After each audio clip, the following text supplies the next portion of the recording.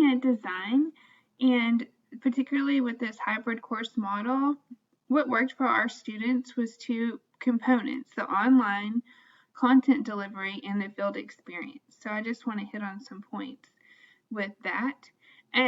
Specifics for our field and methods model, we included content pedagogy online. This included reading and assessments, as well as lesson planning and unit instruction, small group collaboration, self-paced licensure study, which we use Certified Teacher for. And I know there are lots of options out there, but we do like them. And then we also had different co-teaching models. And so all of that online content then supported the field experience, which included 6 hours weekly. They did 3 hours on Tuesdays and Thursdays. And we required them to log their co-teaching. So instead of just going in and sitting in the back of the room or kind of blindly going, completing their hours, we actually had them log their co-teaching. So they were very intentional thinking about their what they were doing in the field. And then they had a minimum of 3 recorded and formally observed lessons. So this was an opportunity for them to plan a lesson, collaborate with their mentor, and then teach it and get critiqued by a university field supervisor and get feedback, and then they completed a reflection process. So that cycle, I feel like, was really beneficial.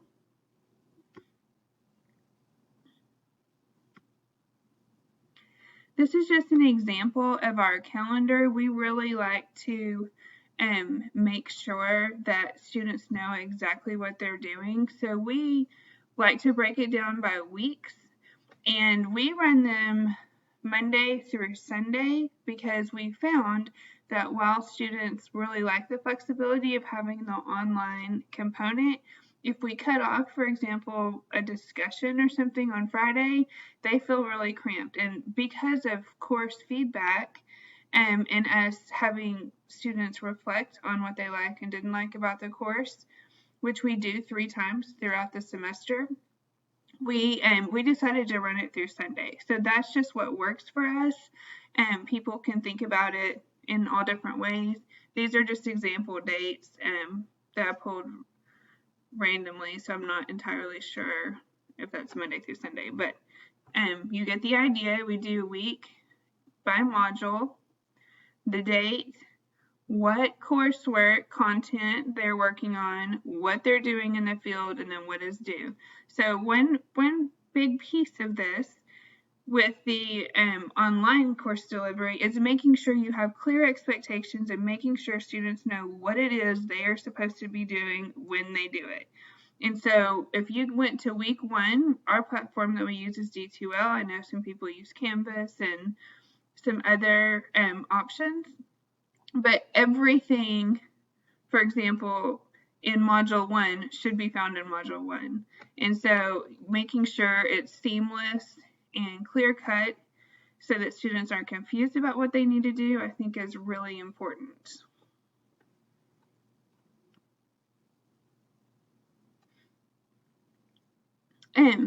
When you're designing your hybrid course, some things to consider are: how often do you want to see students? Does this need to be individual conference setting? Does it need to be whole class? Oftentimes we have some whole class meetings, but also we do a lot of individual conferencing. And so that's something to plan for. And what do you want to accomplish in the face-to-face? And what do you want to accomplish online? And so what are some different formats that you can use? And what can you use to meet your goals?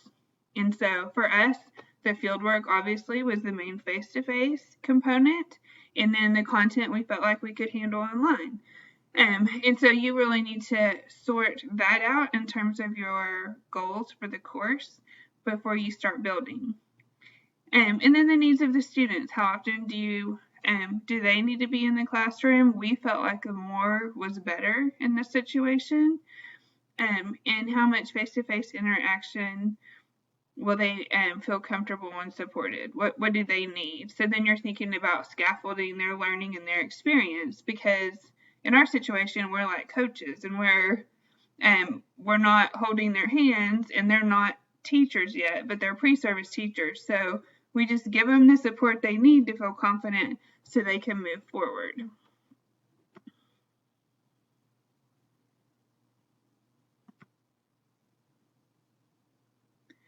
And then, of course, you want to consider the type of course that you're teaching. Is it an internship, a practicum, observation-based? If it's traditional, you may even have more leeway because you may not have a mandatory field requirement. So thinking about those requirements and the actual type of course you're teaching is going to be a critical piece in your planning. And then what type of schedule will you need? Do you want to meet once a week? Do you want to meet twice a week? Do you want to meet twice a semester, or once for midterms, once for final? It really, again, these are things to reflect on as you're building your class, or really prior to building it. And then you may make some modifications, but it's good to have some of these clear in your mind as you're building.